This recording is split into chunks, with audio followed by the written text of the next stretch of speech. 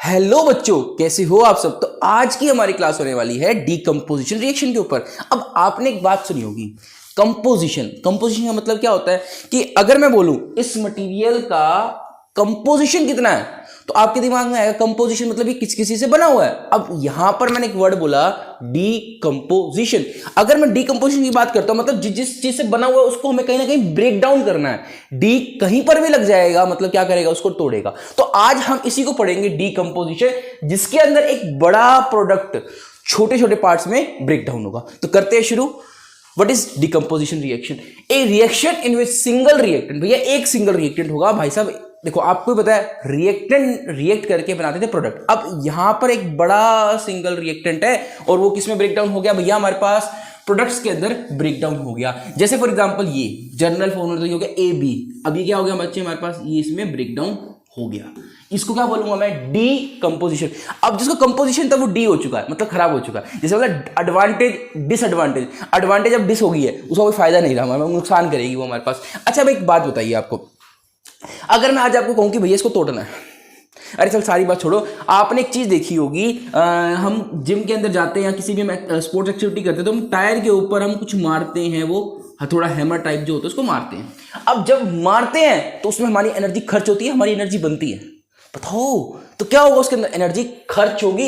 इसीलिए कभी भी अगर डीकंपोजिशन रिएक्शन हो रही है इसका मतलब क्या है भैया, एनर्जी को हमें खर्च करना पड़ेगा। अरे सिंपल सी बात है, अगर मैं इसको तोड़ूंगा तो मुझे एनर्जी लगानी पड़ेगी। तो जनरली हमारे पास कैसी होती है डीकंपोजिशन रिएक्शन, क्या होती है हमारे पास एंडोथर्मिक होती है, सॉरी हाँ एंडोथर्मिक होती है, क्योंकि हमें हीट लगानी पड़ती है। एंडो मतलब हीट अंदर जाएगी, हमें हीट को देना पड़ेगा। अच्छा, अब अगर मैं एक बात करता हूं जनरली क्यों बोला मैंने, क्या सारी नहीं होती? हाँ मेरे भाई, कुछ एक्सेप्शन जरूर होती हैं हमारे पास। अरे यार साइंस पढ़ रहे हो और एक्सेप्शन ना मिले, ऐसा कभी हो ही नहीं सकता। तो अब हम पढ़ते हैं कितने टाइप की हमें हीट देनी पड़ती है एक प्रोडक्ट को बनाने के लिए। तो चलो आगे चलते हैं हमारे पास। तो ये तीन टाइप से हम इसको किसी भी चीज को तोड़ सकते हैं। जैसे आपको पता है हम थर्मल डीकंपोजिशन, अच्छा कहीं पर भी वर्ड अगर थर्मल आ गया, थर्मल जैसे हमने पढ़ा था एंडोथर्मिक। अब एंडो मतलब अंदर और थर्मिक मतलब हीट का अंदर जाना, मतलब हीट देनी पड़ेगी, तो उसको क्या बोलता हमने, एंडोथर्मिक। कहीं पर भी वर्ड अगर थर्मल आ गया साइंस में तो उसका मतलब क्या है, कहीं ना तो कहीं हीट से हमारी बात हो रही है। जैसे for example thermal power plant, तो वो भी क्या था, हमारे पास हीट था। अब हम पढ़ रहे हैं इलेक्ट्रोलिटिक डीकंपोजिशन। इलेक्ट्रोलिटिक का मतलब क्या होता है, इलेक्ट्रो कहीं पर भी आ गया तो उसका मतलब क्या होगा मेरे भाई, मेरे पास इलेक्ट्रिसिटी, मतलब कहीं ना कहीं हमने इलेक्ट्रिसिटी को प्रोवाइड किया है। क्या दिया है, इलेक्ट्रिसिटी। और फोटो आ गया तो मतलब लाइट है। और कहीं पर भी वर्ड लाइटिक आ गया, लाइटिक का मतलब होता है कट करना। जैसे आपने सुना होगा, अब देखो ये शायद नहीं करा अभी सेल चैप्टर, तो आप करोगे लाइजोसोम्स, हाइड्रोलिटिक एंजाइम्स। अब लिटिक वर्ड ही मतलब क्या होता है, कट करने में हेल्प करेगा, ब्रेक डाउन करने में हेल्प करेगा हमारे पास। अब आई थिंक आपको यहां तक सब समझ में आ गया। तो एक बार जोर से बोलते हैं कितने टाइप की हमारे पास डिकंपोजिशन होती है भैया, तीन टाइप की होती है हमारे पास, थर्मल, फोटोलिटिक, इलेक्ट्रोलिटिक। याद रखना, थर्मल, फोटोलिटिक और इलेक्ट्रोलिटिक। अब हम चलते हैं अपने एक एक को हम अच्छे से अब डिटेल में पढ़ते हैं। थर्मल डीकंपोजिशन की बात करेंगे। When an decomposition reaction is carried out by the heating, वही बताया, जब ये हीटिंग से हमारे पास प्रोसीड होगी इसको बोलते हैं हम थर्मल डीकंपोजिशन। भैया इसको याद करना पड़ेगा। और अगर आप इस पीडीएफ को देख रहे हो, अगर आप इस वीडियो को देख रहे हो, तो एनसीईआरटी की हर एक रिएक्शन कंप्लीट हो रही है, इस बात की गारंटी है। तो लास्ट तक देखना बहुत जरूरी है इसको आपके लिए। अब हमारे पास क्या है, heating, it is called as thermal decomposition. अब ये मेरे पास कंपाउंड होता है 2Pb NO3 whole twice give rise to PbO plus NO2 plus NO।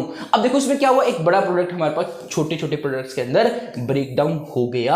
अब इसमें जो नाइट्रोजन निकलती है ना मेरे भाई, उसके अंदर क्या होती है, वो ब्राउन कलर की, अब देखो ब्राउन कलर की गैस रिलीज होती है हमारे पास। कैसी होती है, ब्राउन कलर की गैस रिलीज होती है। अब इसको हम कलर चेंज में भी लिख सकते हैं। और ये जब गैस रिलीज होती है, ये कंफर्मेटरी टेस्ट होता है कि हमारे पास NO2 गैस रिलीज हुई है हमारे पास। एक बार पढ़ते हैं इसके बारे में भी क्या लिखा हुआ है कि observation, you will be observe the emission of an brown fumes. ये जो ब्राउन फ्यूम्स आ रहे हैं वो किसके आ रहे हैं हमारे पास, PbNO3 होल ट्वाइस का ब्रेकडाउन हो रहा है। इसको हम कलर चेंज में भी लिख सकते हैं क्योंकि कलर चेंज हो रहा है हमारे पास।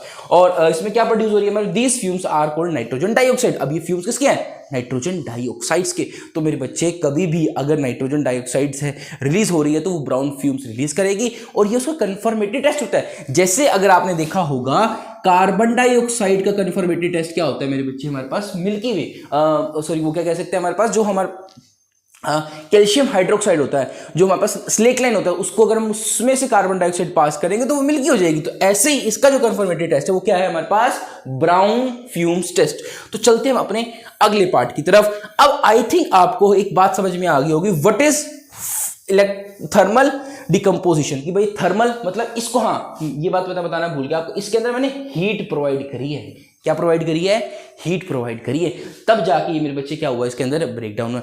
बिना हीट के ये ब्रेकडाउन हो ही नहीं सकता था। मैंने आज यार भाई साहब इस बात को तो याद रखना, कहीं पर भी अगर कोई चीज टूटेगी तो मतलब गारंटी है कि हमने उसको हीट देनी है। अब हम बात करते हैं इलेक्ट्रोलिटिक रिफाइनिंग की। सो इलेक्ट्रिफाइनिंग तो यार क्या कर रहे हैं, इलेक्ट्रोलिटिक डीकंपोजिशन की। अरे अब बताते हैं, देखो इलेक्ट्रोलिटिक डीकंपोजिशन, इलेक्ट्रो मतलब भैया इलेक्ट्रिसिटी, तो कहीं ना कहीं पर हमने इलेक्ट्रिसिटी को पास करना है।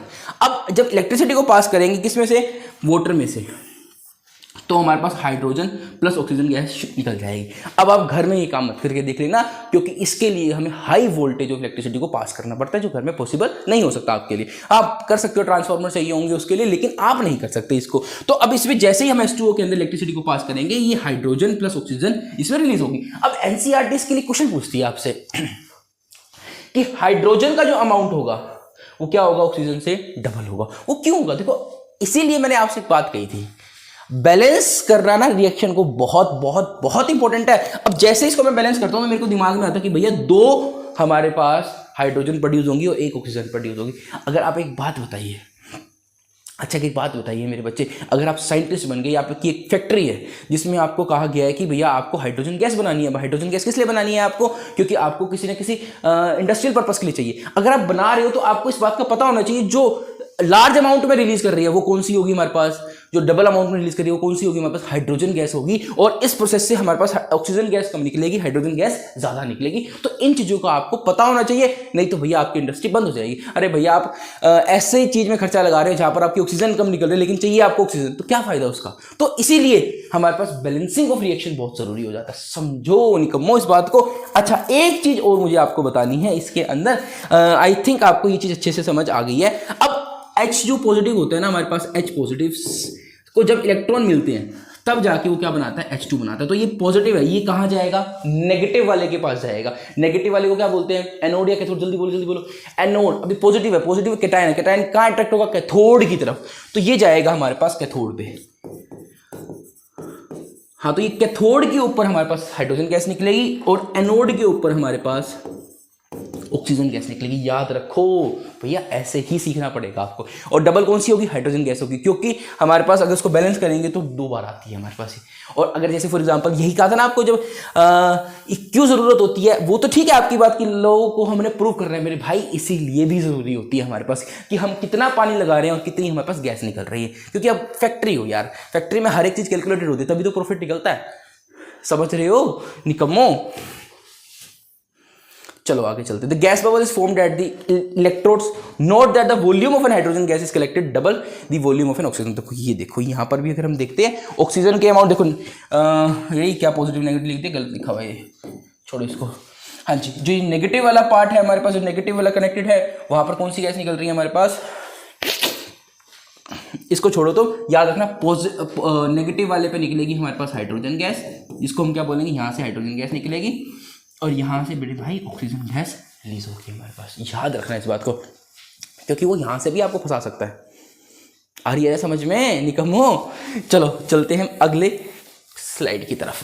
अब अगली स्लाइड बहुत इंपॉर्टेंट है मेरे भाई। अब फोटोलिटिक डिकम्पोजिशन, देखो अभी बताया भी था, फोटोलिटिक का मतलब क्या होगा हमारे पास, जहां पर मेरे भाई हमने फोटोलिटिक मतलब मेरे भाई लाइट का यूज किया किसी चीज को ब्रेक डाउन करने के लिए।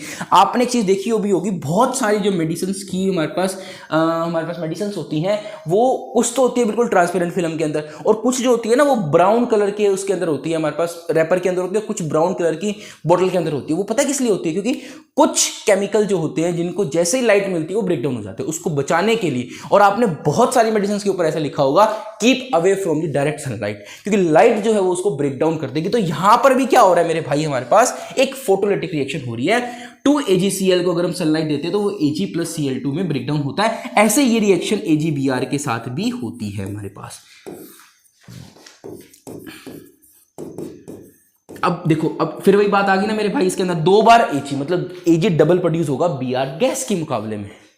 यही चीजें सीखनी होती है हमें। और इसके अंदर हमारे पास क्या होगा, और ये दोनों ही हमारे पास फोटोलिटिक मतलब ब्लैक एंड व्हाइट फोटोग्राफी के अंदर पहले यूज किया करते थे, आज नहीं यूज करते, पहले इसको हम यूज करते थे। ठीक है, एक तो ये दोनों याद रखना, AgCl + AgBr वाली भी ब्रेकडाउन होगी हमारे पास लाइट की प्रेजेंस के अंदर।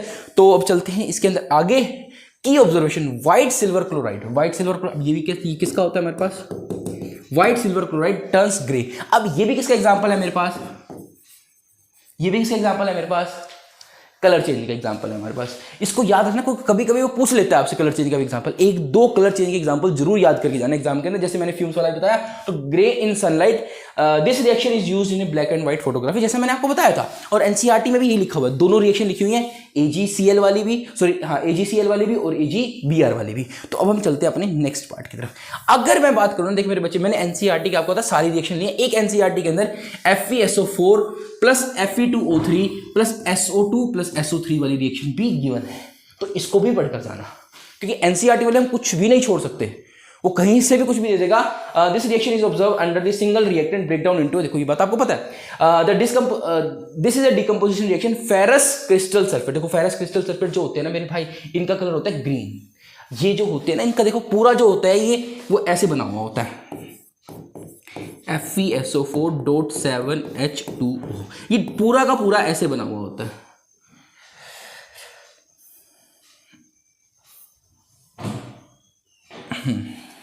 ये पूरा का पूरा FeSO4.7H2, तो ये पूरा ऐसे बना हुआ होता है हमारे पास। और जब ये ब्रेकडाउन होता है तो मेरे भाई इसके अंदर SO2 और SO3 गैस रिलीज होती है हमारे पास, इसको भी याद रखना। अब आपको गैस इसका तरीका बता दो मेरे भाई, कोई तरीका नहीं है और कोई टीचर बता भी नहीं सकता इसके बारे में। अरे भाई साहब, रिएक्शन से कुछ याद करनी ही पड़ेंगी। देखो मैंने अपने टाइम के अंदर ये रिएक्शन पता है कैसे याद करी थी, आप एक काम कर सकते हो, इसके अंदर एक पेज के अंदर सारी की सारी रिएक्शन लिख दो, रिएक्टेंट्स लिख दो, और दूसरी तरफ प्रोडक्ट्स लिखो।